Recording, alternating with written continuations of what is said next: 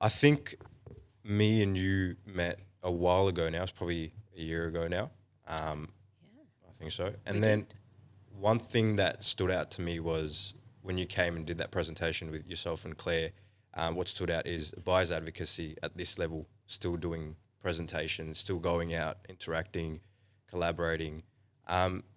Was it always the case from the start onwards? And how did you sort of start? Was it through the presentations, or what got you into this industry? Oh, into the industry. Yeah. Well, I've always been in property, and I'm just so grateful that I found my space, my calling, if you like, when I was 18. So I was really lucky. And as soon as I got into property, I was on the sales side. I knew it was for me because, for a number of reasons, it was like running your own business within a business, and I could really see the long view, and I could see that hard work was rewarded, and I'm a pretty hard worker, and so it really gave you control um, and autonomy. Harder you work, the more you got. So it's never been a job where you go and ask for a pay rise. If you want a pay rise, well, work a bit smarter and work a bit harder. So when I was 19, I got into auctioneering, which I think looking back, it wasn't really all that much of a stretch. It was really exciting. So I don't get nervous per se. I get excited, which is just how my brain relabels things. So, and I come from the theatre, so I applied a lot of what I learnt growing up to auctioneering. And when I went in the Victorian Auctioneers competition when I was 19, I won that. But I'd applied a lot of skills that I'd learnt from the theatre, and it really was a performance. Um, when my children were younger, I realised I couldn't run at the same pace I was running in real estate, direct sales, because it's all or nothing for me. All my friends say it's famine or feast, which is true. So I actually stepped back to coach and train some of the top performers in Melbourne in real estate, which I loved. And that was the start of my first company. The aim, though, was when they became self-sufficient, so to speak, was to get back on the tools. And at the time, I didn't know what format that would take. But with the coaching and training, I ended up coaching and training 5 different buyer advocacies, because there is no, I guess there's no training in that There isn't sector. even a certification. I think still even It's now there Yeah, isn't. Yeah. that's another topic. Yeah, I was actually talking about that yesterday at a committee meeting. Um, so I coached and trained and really enjoyed it. And then the time came where I really wanted to get back on the Back on the tools tools. and create something. And so I did. So 2019, I spent the whole year in this space, but it was unrenovated. It was pretty ugly. Um, Developing everything I wanted, values, the whole box and dice. So I spent a year. And then I launched in February 2020. Do you know what happened in that month? COVID. Yeah, that's right. Yeah. So I was sitting over there at that desk, and I actually laughed because it's how you react to things is Yeah. where your brain's going to go. And I laughed because I thought, I've got this, because I started my career in a recession. So I went back to basics and I coached myself. And I did pretty well in the first year, considering it was COVID. But the next year, all of the hard work, COVID was a blessing. I can look at it like that, because what it did, it glued me to the seat, and I just made all of those calls.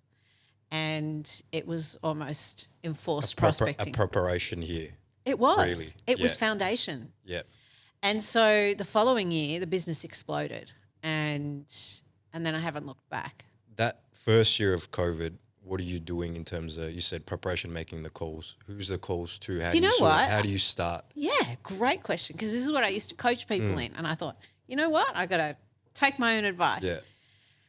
So when you're starting a company, you've got to start with your sphere. And I thought, if somebody's phone number is in my phone, they're going to get a call. Yeah. And I had a lot of numbers in my phone because I collected them Because you've over sort of built up to 15 this point. years. Yeah. So I had my little soundbite and it would go something like this. Hi, Jose, it's Tonya. I know we haven't spoken in so long, but, you know, my New Year's resolution this year was if your number's in my phone, you're going to get a call. And then the conversation would open up. And I got so many referrals out of that, mainly because the majority of people that I touched and met over the years knew my values. And so they knew my values were transferable into this company. And I was grateful for that. So that's when I'm coaching younger people. You've got to be consistent. That's where I've noticed as well is when you're conversating in this industry, especially no conversation, it could lead anywhere. So don't take a conversation lightly. Like you just said, you might be able to, that might lead to something else or an opportunity. Yeah. So it's about how you present yourself and what value you give. And we were talking about that on Tuesday at our coffee morning with staff. I hate the word sales meeting, so I call it coffee morning. Yeah. And I was just talking about some lessons I learned really early in my career. We're talking about KPI numbers. So just taking you back to in my 20s, my aim was to do 15 market appraisals a week, whereas I didn't care if they came on board or not because I had the long view. So my strike rate was really low because of the 15, maybe 2 or 3 were thinking of selling, but I wanted to put money in the relationship bank. Yeah. So I aimed for 15 to have 15 face-to-faces. It's the same philosophy in this business. And that also ties in with what I grew up with my father. We would go to 7-Eleven on Sunday to get a poi. It would take us half an hour because he's from the country because he'd talk to everybody. And I remember one day he said to me, I made some comment, and he said to me, you know, Tonya, we could be the only person that person speaks to all day. You need to give people time. And no one gives you time in business. It's all click, click, click, rush, rush, rush. What can I have? What can I take? What's in it for me? So my philosophy has always been to give people time. Within reason. And that has again built a really strong foundation because I have a lot of money in a lot of relationship banks. Yeah. And you mentioned something about your father and you learned that lesson of speaking and that, you know, maintaining relationships with people. I've learned a lot of lessons from him. Yeah. They'll come out in this conversation, I'm sure. I've noticed as well with my father, he's a very talkative person and it's led to his success as well, is that, again, if people don't spark the conversation with him, he'll start the conversation and he'll lead it somewhere. So, and I've been watching, sorry to interrupt. Yeah. It's funny because I've been watching this, I don't know her name, I've been watching her reels. I find her really fascinating. I'm sure she's a psychologist of some sort. But instead of, and this is what I'm trying to do, I'm trying to detox from, oh, hi, how are you? Because it's like, I'm good. That's what you get from every teenager. I've got 3 teenagers. So, oh, yeah, how was school? Good. So my detox is more, oh, hi, Jose, you working on anything exciting lately? Yeah. And then it opens up. Yeah. And then the next time I see you, how are you going with that project? Because it leaves a mark on that person, apart from they're getting how many hi, how are yous on a weekly basis. And I actually want to know what you're working on that's exciting. Yeah. And then if you're passionate about it, you're going to share it. True. And that's going to enthuse me. And then it's going to give me another anchor point when I see you again. And them sharing that clears their mind up and gives them something, a sort of motivation for the week, I guess. And that's something that you don't learn. It comes naturally. Well, I learned that. Because, it comes naturally to you, as in you have to do it. There are people that just, the hi, how are you conversations, you have to, it's either engraved in you or you learn some it as of it time is passes. learnt, I agree. Yeah. So, I mean, this is where being a business coach in real estate, I draw on that. So it's the who, what, why, when and how in the conversations, the words that open people up. And I used to watch Parkinson a lot. It's an old show that I think it was on ABC. And you'd see if you watched it with no sound, you'd see the guests, famous guests, come on and they'd be turned away from him and the body language would be all negative. And then you could see through his questioning, they would start to move and they'd open up and then their body language would change. And it was all through, and a lot of them were interlaced with who, what, why, when, and how. And so they're your key ones. But I think for me, I'm working on getting out of the trap of, oh, hi, how are you? And I tried it the other day and oh my God, the person opened up and they were sharing their AI journey and I'm like, that's so fantastic. Yeah, and it's interesting. The more that you say things, I'm drawing the comparisons between theatre and business, opening up body language, conversations, you know. So you've taken inspiration from theatre, and then we spoke about your father as well. In the industry, who else have you taken inspiration from, or who did you look to when you started? Do you know, I'm just going to go back to my father because at the time, let me paint the picture. I was in business. No one in my family was in business. But what I took with me, and I didn't know it at the time, were fundamentals from his life and my mother's life. So go back to that word foundation. He's from the country, so it's country values. And a lot of clients would say, are you from the country? I'm not. I just have his values. So he's from the country and he gives people time, and he's a Vietnam vet, so he's really disciplined. So he's a top runner. So that's where my discipline comes in.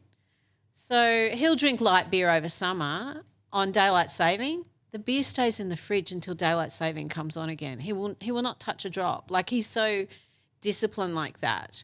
And anyway, I could tell you a million stories, but this isn't about my dad. But this is what I learnt from him. So and he was an economics teacher as well. So I got a little bit of that. My mum was a carer, and that's where the care for clients comes in. So when I was born into a family. Well, they ran a cottage home for wards of the state. So there were 10 kids in the house.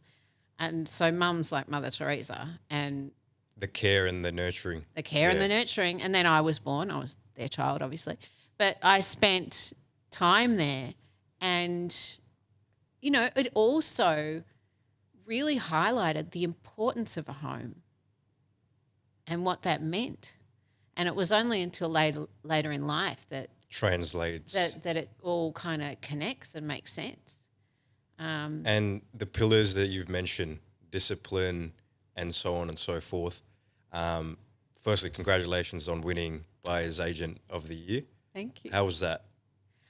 And describe what it takes to get to that stage. All right. Well, how was it first? Yeah. It was a very sweet moment. I've won awards before, but this, I think on reflection, really was a pinnacle. I was gunning for it. And look, our number one core value at our company is radical transparency. So I'll be transparent with you and I'll tell you what it took.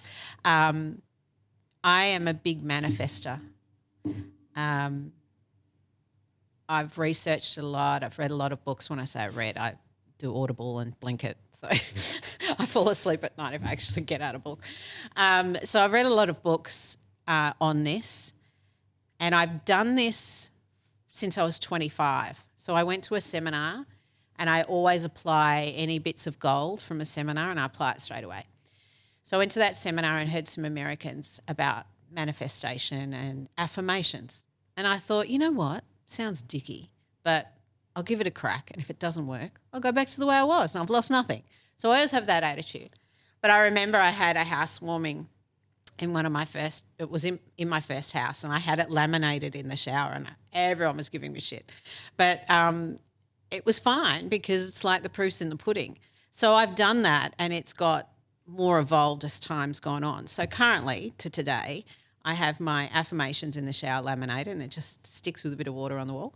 But I also have big visual boards that are laminated A3s with photos. So I've stepped up my game so I can actually see myself. So the number one affirmation that I would read daily was, I'm the number one buyer's advocate in Australia. Now, I wasn't at the time, but I'd done that previously in sales. I was the number one agent in Hawthorn Q or whatever, and it works. And I would read it in the shower because that is a guaranteed space I will be every day, and I would be fully present, and I would read it out aloud. And now I'll choose one of the 4 A3s and focus on that visual board after I've done my affirmations. What does it take on the ground, so to speak? And if you could frame it in a way, a young buyer's agent, now there's a lot entering the market. They are looking to yourself or someone else that has been very successful in the space, or has been experienced in the space. What advice? How would you frame it to them? Oh, there's so much I want to share. Learn the craft first. Forget getting the clients. Learn the craft to protect the client first. And that's shadowing somebody. That's being in an environment where you're going to learn the right way. And the focus can't be on the income. The focus has to be on the outcome. When the focus is on the income, it puts your client in a very dangerous position because then it becomes turnover. It's about metrics at that stage. It's not about the relationship. Yeah, it's about outcome. What is the outcome for the client? Have you protected the client? What is the long view? So that's the value part. You have to get that right, because if you don't, not only is it not going to create a great outcome, it's not going to give you longevity. And look, as a byproduct, it's a very litigious space. You'll get sued. So you've really got to know your craft, and I think if you can buy a property, do a flip, all of those things, then that gives you life experience. So the best advocates in my company are the ones that have done it and that have the life experience, and they can relate and they go, yeah, I understand that. And they really know their craft. So I think that's first and foremost, being a great advocate by knowing your stuff. And then I think it's about setting up your structure. And sometimes people come into this space without business acumen. And, you know, obviously we've all got to start somewhere. I probably wouldn't start in buyer advocacy. You really need to come to this space with experience, because it's an advisory role. And it's very difficult to advise when you have no experience. Very true. So, you know, a lot of our advocates have been in sales. They've been in the war room on the other side, which gives you great insight when you're in that negotiation. You know what they're talking about. Yeah. So it can help you strategize. So things like that. And when you haven't experienced that, it's difficult. But yeah, going back to business acumen, when one gets very busy, that's where we need structure, and you need, for me, I'm a colour coder.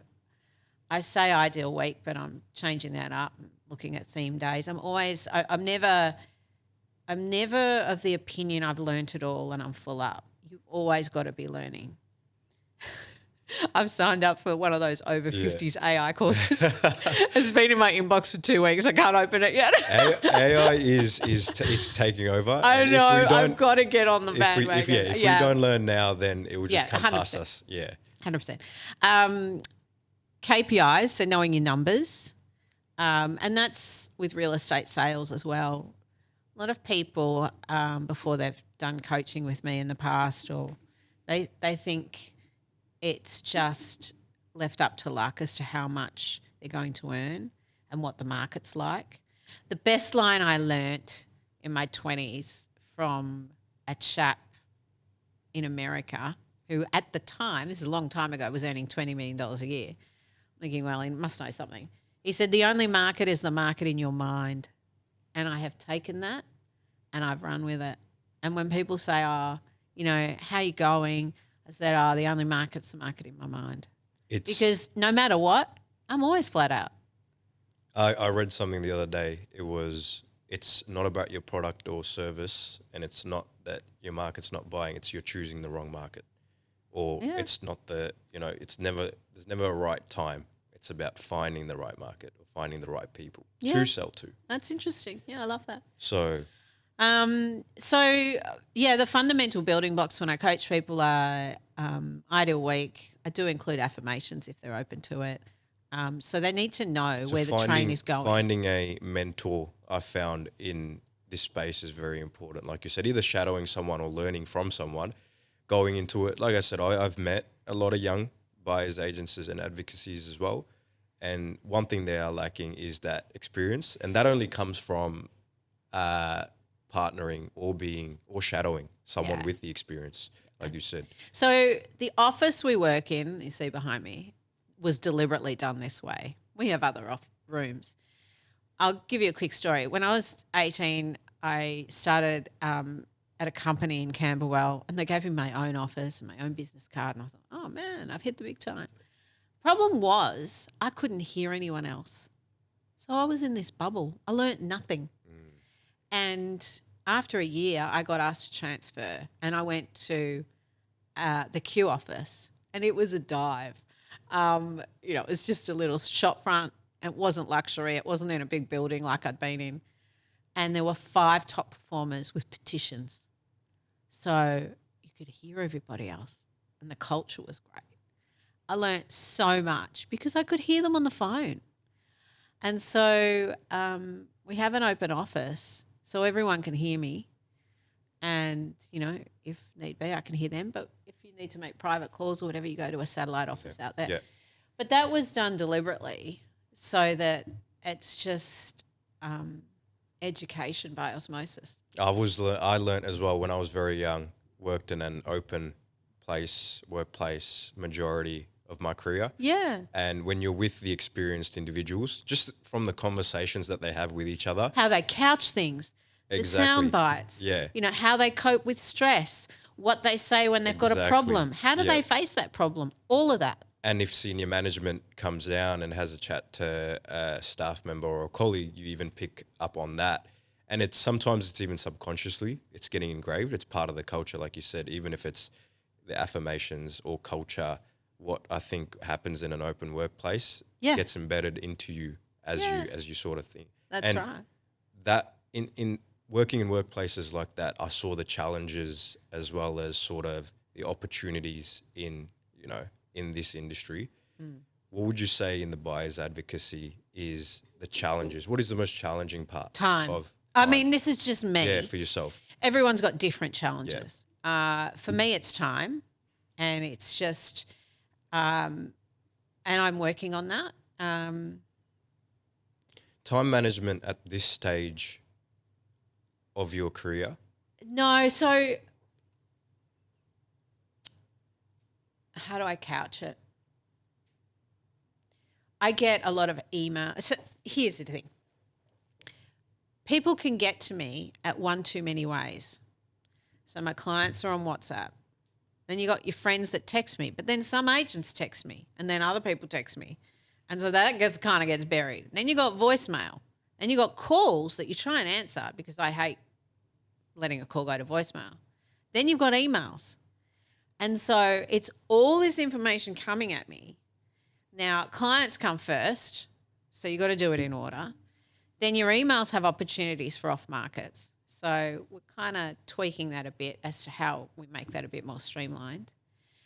And then you've got the text messages and the voice. So it's just a lot, but that's just life. Sometimes you've just got to work the problem. But I'm always looking at ways to actually, I did part solve.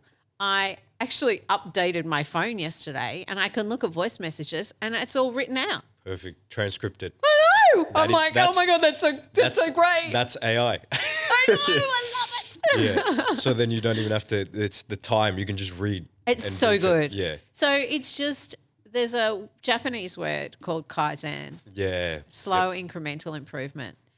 And so I can't solve all my problems, but as long as I'm practicing kaizen, it's I'm progressive happy. progression It's just towards chip. And you asked me the question as to how I sort of won the award. It's that mentality. You've got to have the end goal, and you've just got to be moving towards it every day. and be consistent. Yeah. And I would make a lot of sacrifices and I would work late a lot of nights. And you've just got to have such a strong vision of where you want to be that you'll do whatever it takes to get there. That's important. I like that. And that slow progression, I think, is the most important, is people look to make the big bounds or the leaps. Oh, they want it yesterday. They want it, exactly. It No, doesn't work. it's It doesn't like work sowing overnight. a crop. You need to till the soil, sow the seeds, water it, talk to it lovingly. That's it.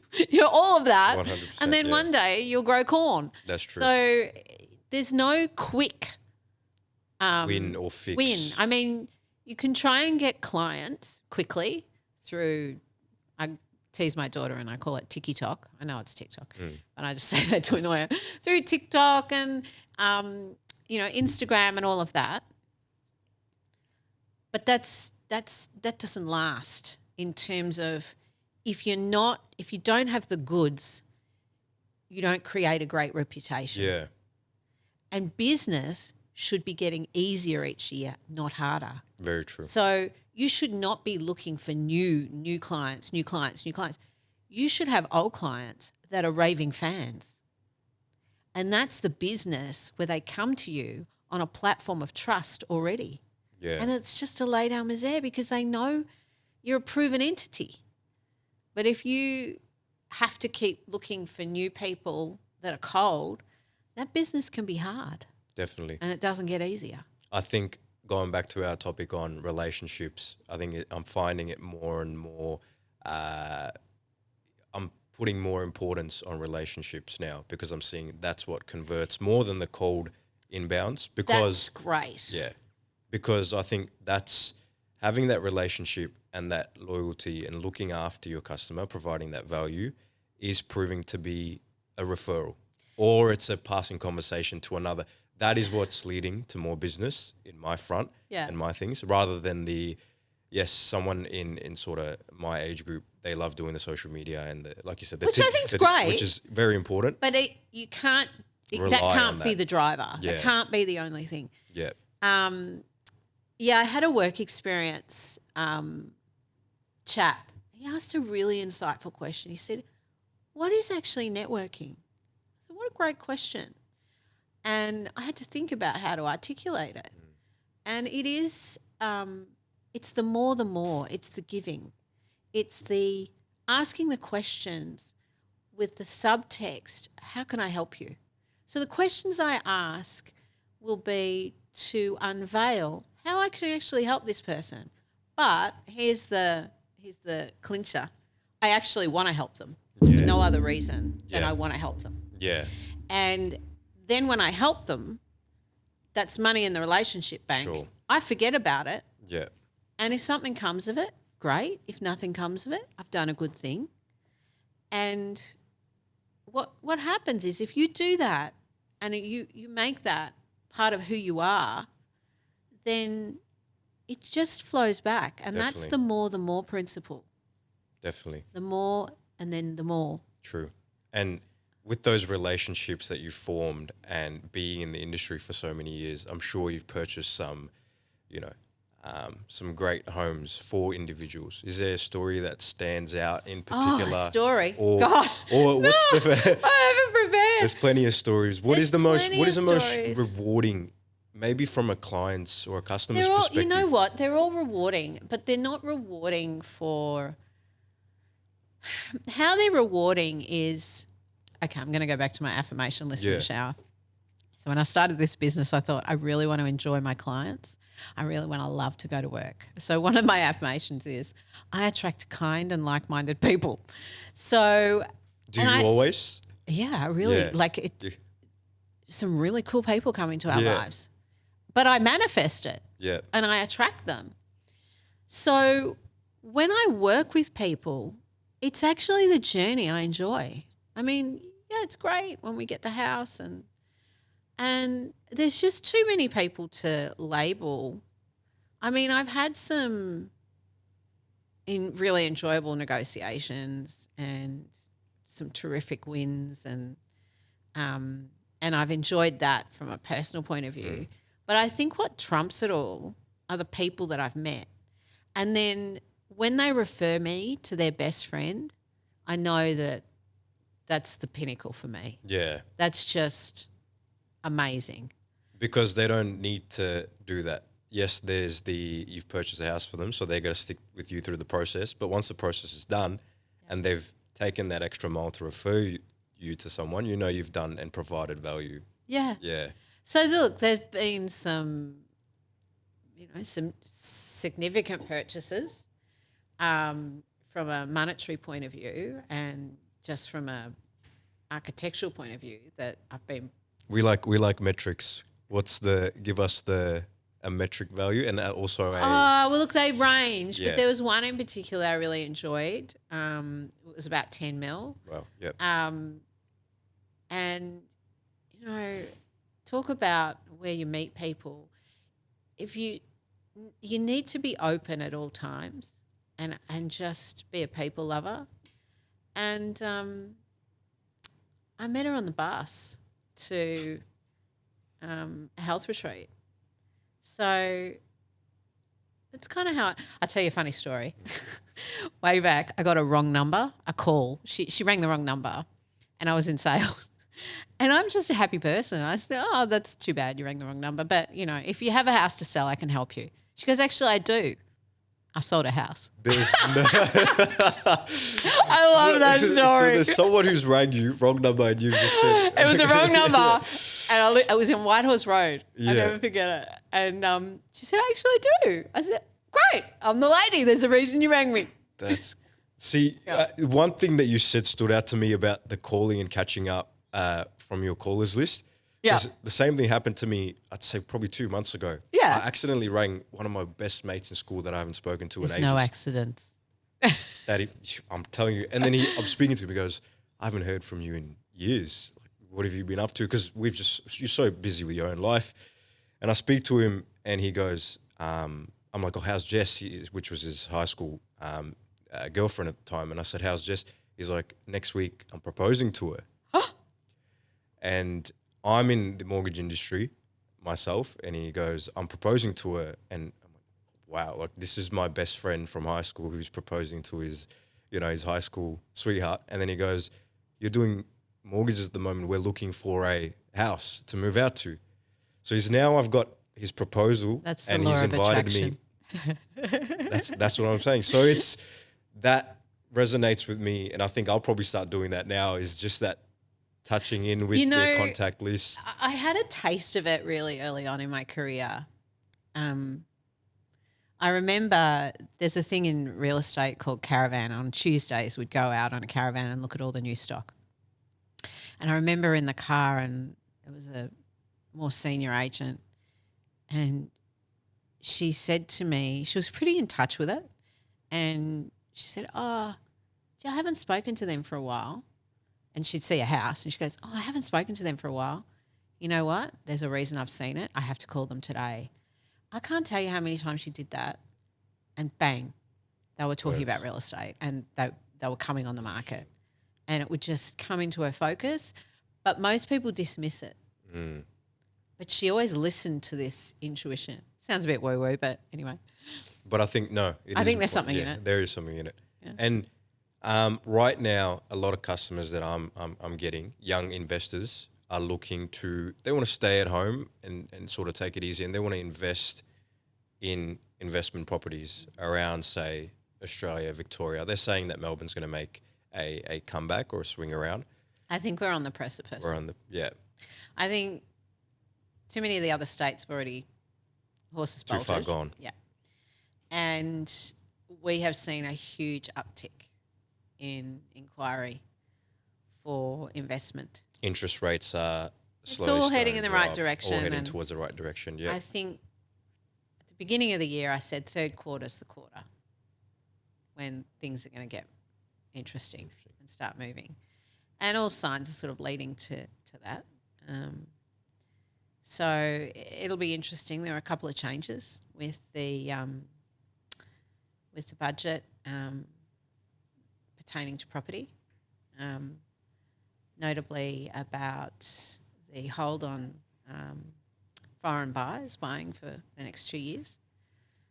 So that's sort of shifted things. I haven't really seen a huge flow-on impact yet, but also some parameters have changed for first-home buyers, so that'll be interesting.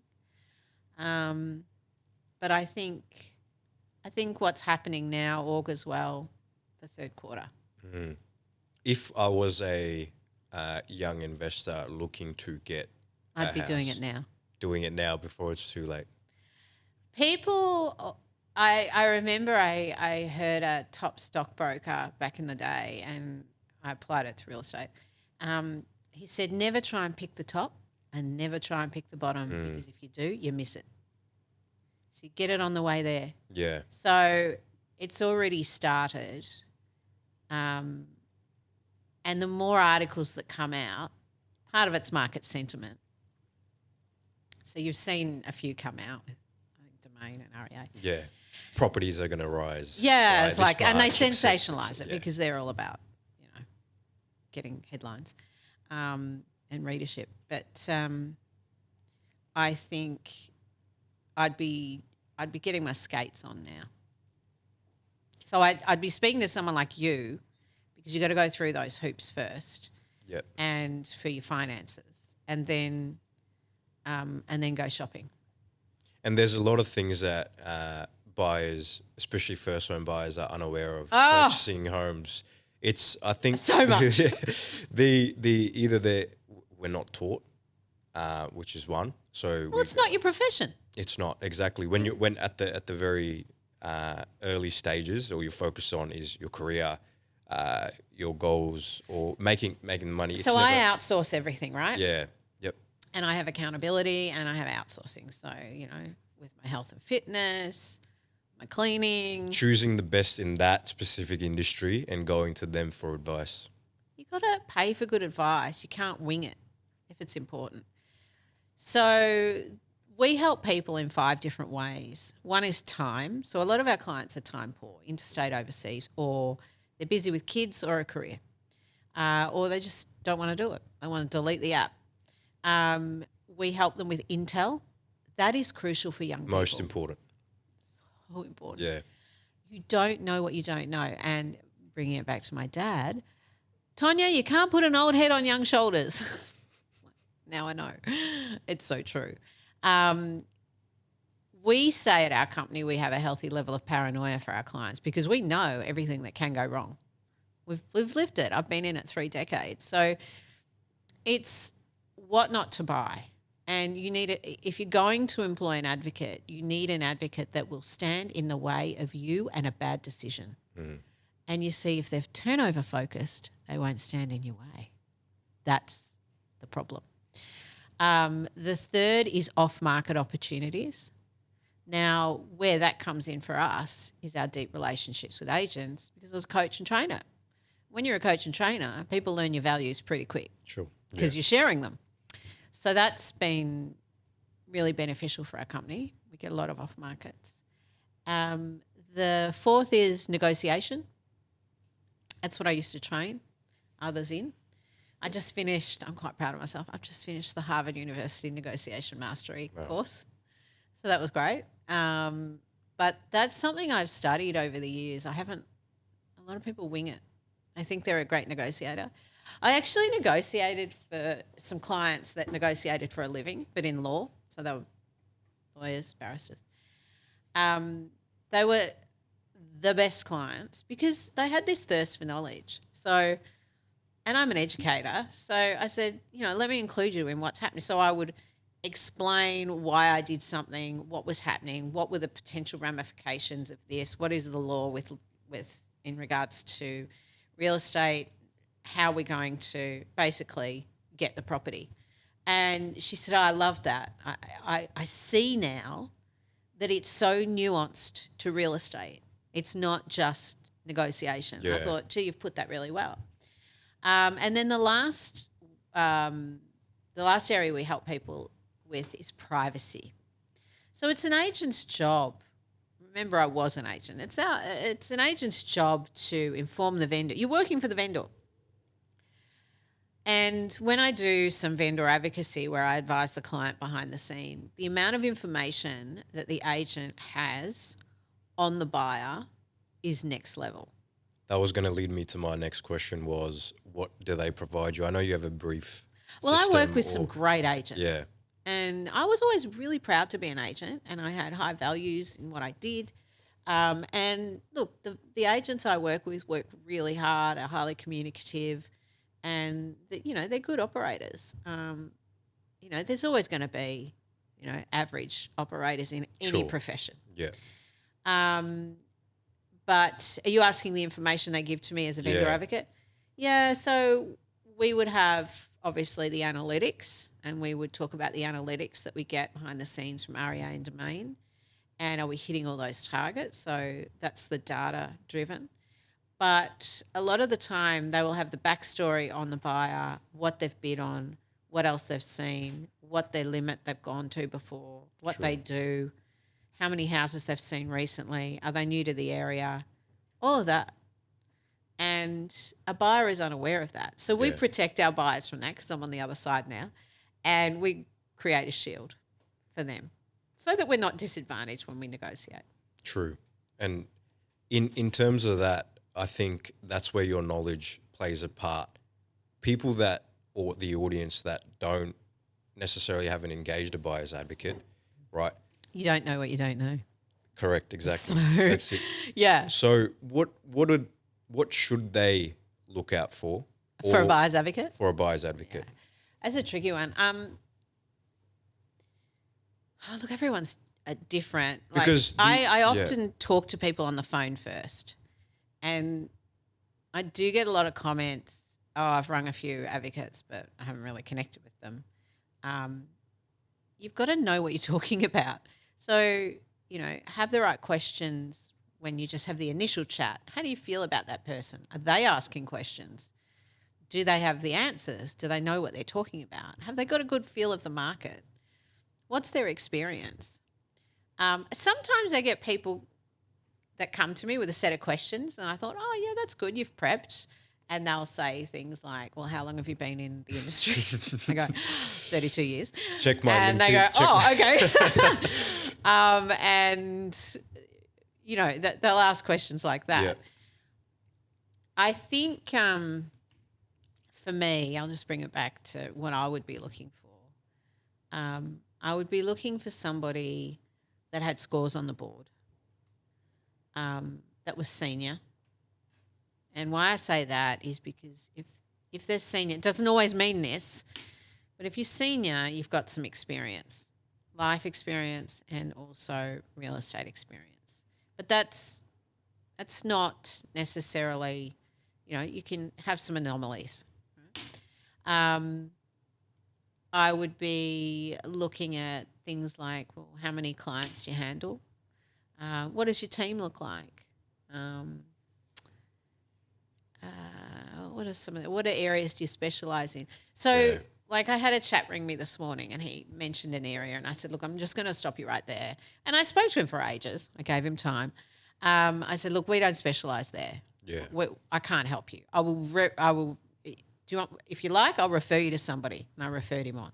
He said, I really appreciate the referral. I said, look, we can't be the queen of every area, but the areas that we work in, we're really good because we know everything about it. It's very difficult to protect someone in an area where you don't know all the idiosyncrasies of that area. And I think that that's where you get buyer advocates that are buying interstate, things like that. Yeah, I couldn't makes do that. sense. And that it leads me to my next topic of interstate and Australia in general. There's been a risen sort of, well, the metric is immigration was at a all-time high, and there's a continuous flow of people into Australia, and we're struggling to build homes to keep up with that immigration of people. The numbers don't lie. We're not going to keep up. We're not going to keep up. And is that I think, the population continues to increase. There is a movement into places like Brisbane, Sydney.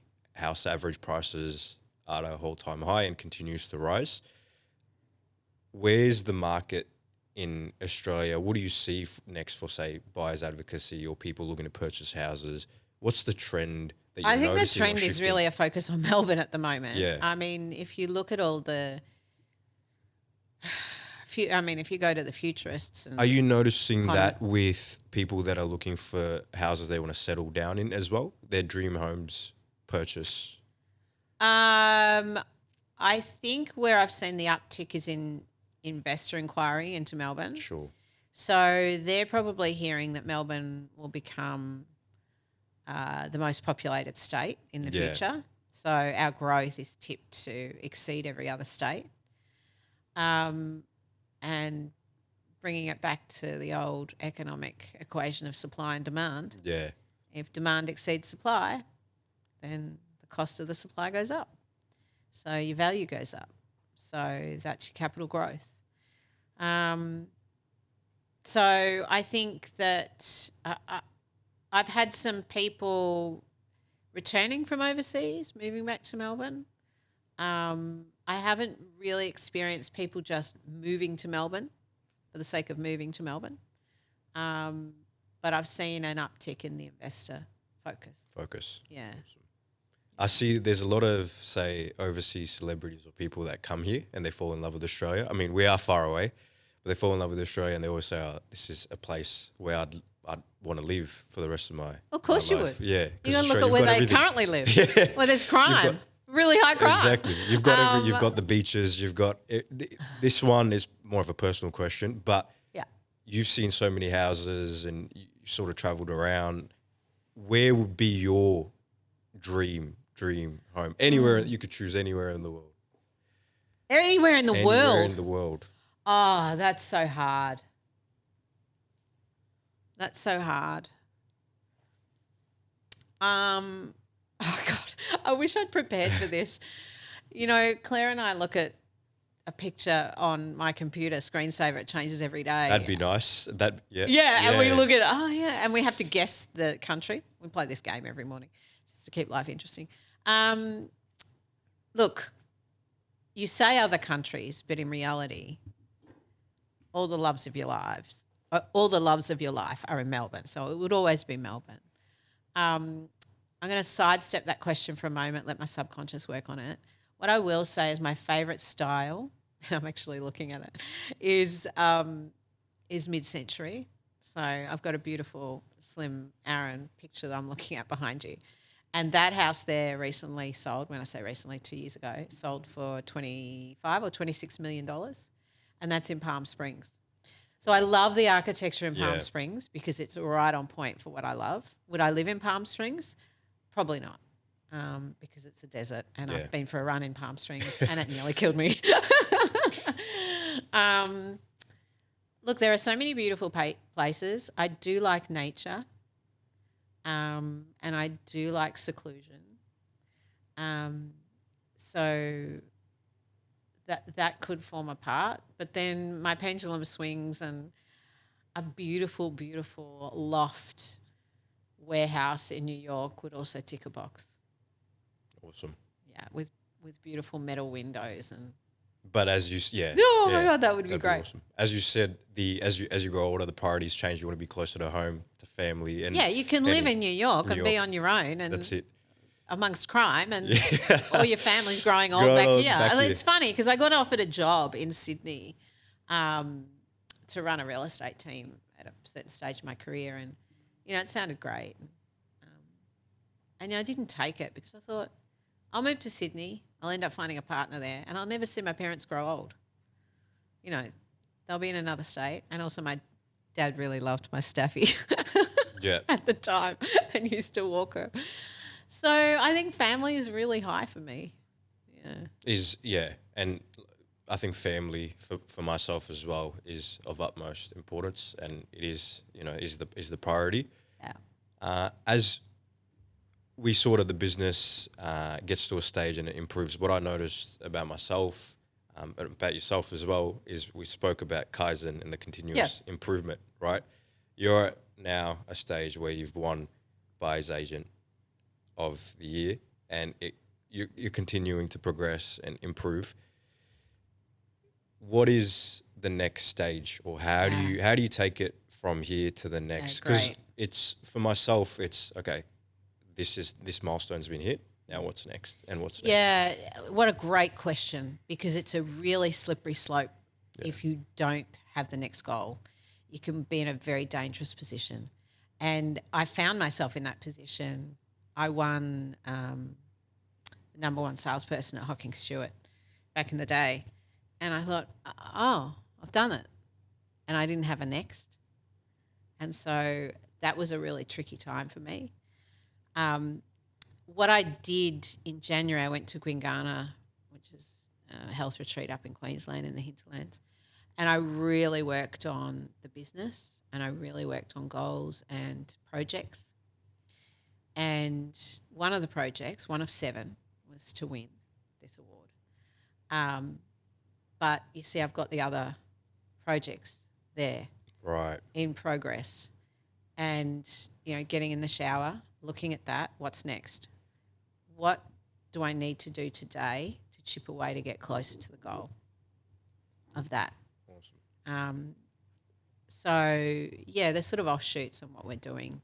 Sure. It's all interlinked with bioadvocacy, but it's exciting. Awesome.